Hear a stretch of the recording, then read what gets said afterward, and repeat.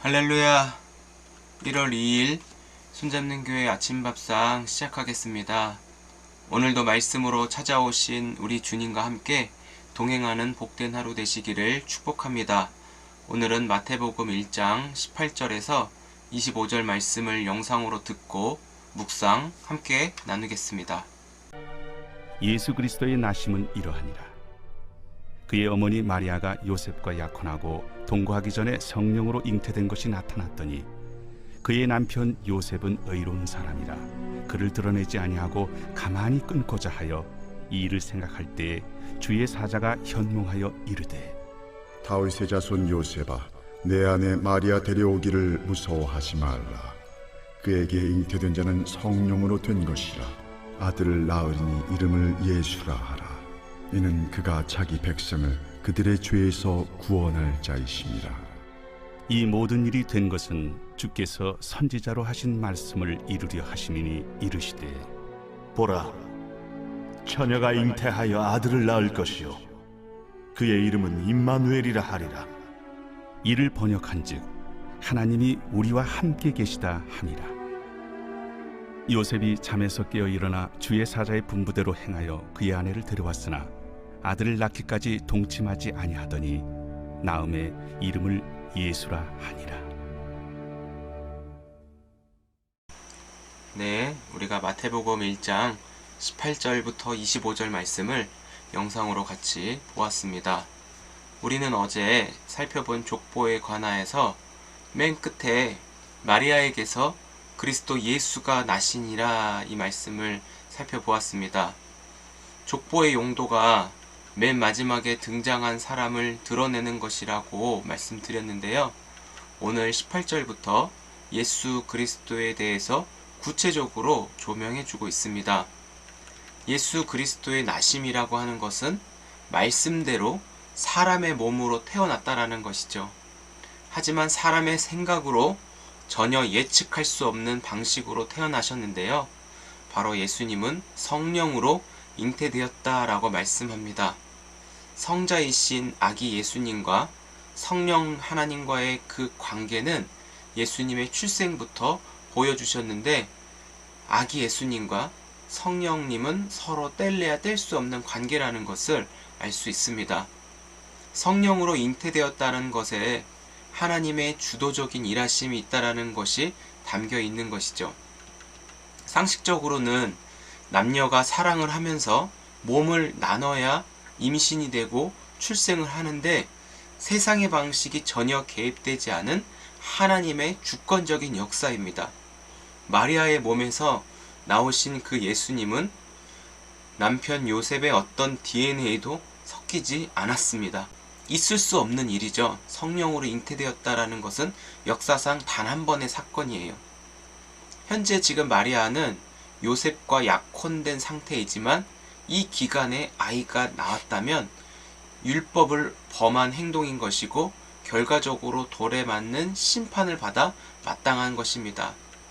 이런 일이 마리아의 남편 요셉에게 일어났을 때 요셉은 이 상황에서 벗어나려고 했습니다. 얼마나 자신이 처한 상황이 두렵고 무섭겠습니까? 요즘 고딩 엄빠라는 프로를 가끔 보는데 거기에 나오는 주인공들이 부모의 허락을 받지 않은 상태에서 아이부터 덜컥 낳고 그 아이와 함께 지내는 이야기들이 그 프로그램에 나와 있어요. 그런데 아이를 낳더라도 부모의 동의하에 결혼을 하고 그리고 아이를 낳는 이런 순서가 보편적이지만 순서가 지켜지지 않고 덜컥 아이부터 출생한다고 했을 때 그 상황을 맞닥뜨리는 이 고등학생 부부들이 얼마나 두려움에 떨었겠습니까? 그런데 이것보다 이 마리아의 남편 요셉이 처한 상황은 몇 배는 더 두려움과 고통의 상황 속에 몰려 있다라는 것입니다. 우리는 하루를 살아도 내 맘대로 내 뜻대로 살고 싶을 때가 너무 많은데 그것 하나 용납되지 않는 것이 바로 우리의 인생입니다.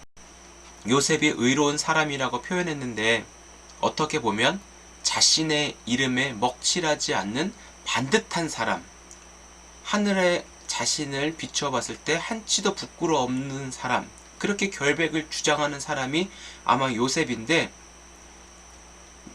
아내인 마리아와 그 성관계를 하지도 않았음에도 불구하고 아이가 출생되었다? 다른 사람의 시선으로는 얼마나 왜곡된 오해를 한 몸에 받겠습니까? 아마 요셉은 이 상황에서 빠져나가려고 했던 것 같아요. 그렇지만 주의 사자가 요셉에게 찾아와셨어요. 20절에 내 아내 마리아 데려오기를 무서워하지 마라. 그에게 잉태된 자는 성령으로 된 것이니라. 아들을 낳아라. 그 이름은 예수다. 이름까지 구체적으로 알려주십니다. 저는 개인적으로 이런 대목이 너무 부러운 거예요.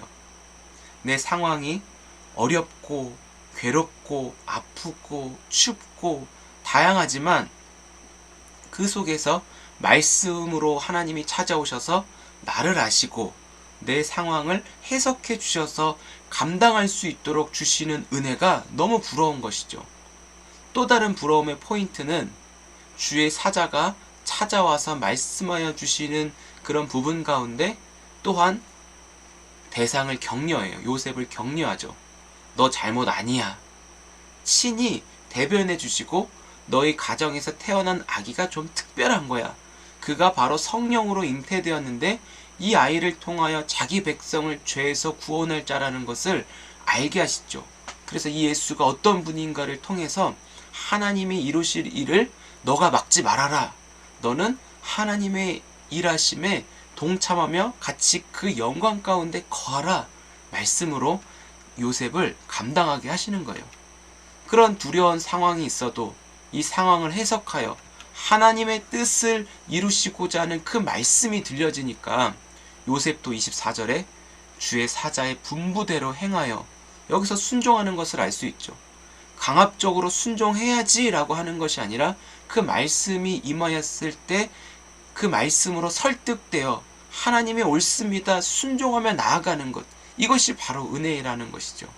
그 은혜로 순종할 때 결국은 하나님의 일하심이 더욱더 선명하고 구체적이고 확고한 믿음이 우리 안에 새겨진다라는 것이죠. 하나님은 여러분 말씀으로 일하시는데요, 선지자가 하신 그 말씀을 이루신다라는 것이 바로 예수님이 이 땅에 태어날 그 예언이 성취되었다라는 것을 의미하며 마리아의 출산을 통하여 확실하게 보여주셨습니다. 사랑하는 성도 여러분, 예수님의 태어나심은 임마누엘의 축복입니다. 우리를 죄에서 구원하시고 말씀을 지켜 살아가도록 우리와 함께 하시는 임마누엘의 축복이 올 한 해 더욱더 구체적이고 분명하게 누릴 수 있기를 바랍니다. 하나님이 함께 하시는 표현들이 대표적으로 저는 창세기 39장 야곱의 아들 요셉의 삶에서 뽑을 수가 있는데, 요셉이 보디발의 집에 노예로 속해 있지만 하나님이 함께 하셔서 그에게 형통함을 허락하셨다라는 말씀이 나옵니다. 상황이 중요한 게 아니라 하나님이 나와 함께 하는가 그렇지 않은가, 여기에 우리의 삶에 중심을 두십시다. 하나님이 우리와 함께하지 않는 자의 삶 속에는 그 자체가 고통과 두려움이 동반되어 하나님이 이루실 놀라운 일에 동참하지 못하는 차별을 받게 됩니다. 세상에서 받는 차별은 하나님이 함께 하실 때 그것을 통해 하나님의 새로운 일을 하시기 위한 발판도 마련되지만, 반대로 세상의 기준이 된다면 우리는 하나님을 놓쳐버리게 될 것입니다. 그래서 내가 태어난 그 존재, 예수 안에서 내가 거듭나 다시 태어난 존재는 하나님이 영원토록 나와 함께 하신다, 임마누엘 하신 하나님이 나를 붙들고 끝까지 책임져 주시는 그 인생 가운데 우리가 걸어가고 있다는 것을 여러분 꼭 기억하셨으면 좋겠습니다. 하나님이 함께 하신다, 즉 예수님이 저 여러분들에게 보내셔서 우리에게 말씀 주시고 그 말씀을 우리 안에서 반드시 이루시겠다라고 하는 하나님의 약속이 바로 임마누엘입니다. 사랑하는 성도 여러분, 오늘 하루를 살아가면서 우리 주 대신 예수 그리스도가 나와 함께 하시는 모든 일에 주님이 선하신 일이라면, 내가 어떤 불리한 상황과 어렵고 힘든 위치에 놓여 있다 할지라도 성령께서 나를 통해 추진해 가시는 그 역사 속에 거하시기를 바랍니다. 말씀 속에서 실제 이루시는 구원의 기쁨을 맛보며 나를 내려놓고 하나님이 주도해 가셔서 인도해 가시는 그 걸음을 함께 발맞추어 걸어가며 하나님이 하셨습니다. 승리의 기쁜 소식이 오늘도 들려지기를 주의 이름으로 축복합니다. 기도하겠습니다. 하나님, 임마누엘의 축복 오늘도 이루어 주신 줄 믿습니다. 성령으로 거듭나게 하셔서 우리 인생 가운데 주님 말씀 주시고 그 말씀 속에서 하나님 우리를 선하고 복되게 인도해 가시고자 오늘도 만지시는지 믿습니다.